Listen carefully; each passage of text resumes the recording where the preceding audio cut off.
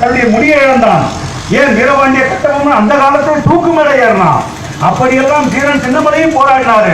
இப்படிப்பட்ட போராளிகள் போராடுவதை பார்த்துவிட்டு பிரிட்டிஷ்காரன் வேற வழி இல்லை, தொடர்ந்து இவங்களை இப்படி வச்சு ஆள முடியாது, எனவே அவங்க ஊர்லயே ஒரு 4 பேர் தயார் பண்ணி ஆள வேண்டும் என்றால் ஒரு மறைமுக ஆட்சியை, காலனி ஆட்சியை, புதிய வடிவிலான காலனி ஆட்சியை உருவாக்குவதற்குத்தான் இந்த நாட்டிலே சுதந்திர கொடி ஏற்றப்பட்டது, யூனியன் ஜாக் கொடி இறக்கப்பட்டது.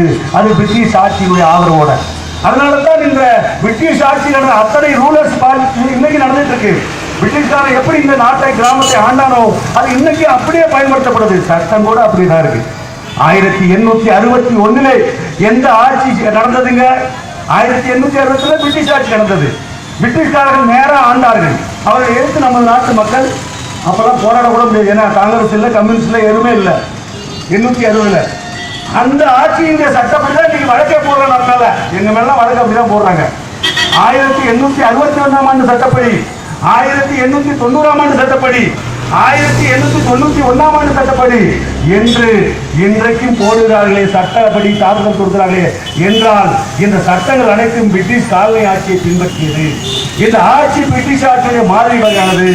இந்த ஆட்சி இன்றைக்கும் பிரிட்டிஷ் முதலாளிகளுக்கு சார்பானது. பிரிட்டிஷ் மட்டுமல்ல, அமெரிக்கா, பிரிட்டன், ஜப்பான் உள்ளிட்ட பல்வேறு அந்நிய முதலாளிகளுக்கும் ஏகாதிபத்திய முதலாளிகளுக்கு சார்பான ஆட்சியாக இதை நடத்தி கொண்டிருக்கிறார்கள். அதனால தான் அதே கொள்கையை, டிவைடிங் கொள்கையை இன்றைக்கு ஆட்சியில் இருக்கிற நம்முடைய டீ வித்த மோடி ஆட்சியில் தான் நம்மளோட பெருமையாக டீ வித்த நானும் தான் டீ வித்தவன் ஒரு ஆர்டர் உங்களுக்கு தான் பிடிக்கலையா? நான் என்ன பெரிய முதலாளியா? ஜவஹர்லால் நேரு பரம்பரை மாதிரியா போட்டு இருந்தேன்? அப்படிலாம் கிடையாது. ஒரு சாதாரண டிவித்தவன், ரயில்வே நிலையத்தை டிவித்த ஒருத்தவர் இன்றைக்கு பிரதமரா இருக்காரா? ஆகா, இனிமே நம்ம டிவித்தவருக்குலாம் இனிமே மகிழ்ச்சி தாண்டான்னு கேட்டா டீ கடையே ஒழிஞ்சு போச்சு. டீ கடையே இனிமே கிடையாதுங்கிறான். பால் கிடையாது, சக்கரை கிடையாது, டீ விலை ஏறி போச்சு. எல்லாருக்குமே டிவித்தம் ஆட்சி வந்தாலும் சரி, போட்டு சூட்டு போட்ட ஆட்சி இருந்தாலும் சரி, அமெரிக்காவுடைய பன்னாட்டு கம்பெனியுடைய ஆட்சியுடைய புதிய வடிவம் தான் இருக்கலாம். அதனால தான் அதே ரூலிங் பாலிசியை இன்னைக்கும் பயன்படுத்துகிறார்கள். ஒரு உண்மை குற்றவாளியை கண்டுபிடிக்கிறதுனா யாரு குற்றவாளியை அவங்ககிட்டயே போய் சாவியை கொடுத்து,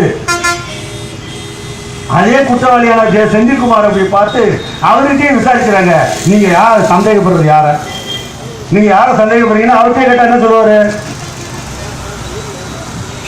அவர் சொல்றாரு, அந்த அம்மா காதல் செத்துருக்குன்னு நினைக்கிறேன் அப்படின்ட்டாரு. இப்ப காதல்ங்கிற சந்தேகத்தை கணிக்கூட்டதே செந்தில்குமார் தான், யுவராஜ் தான்.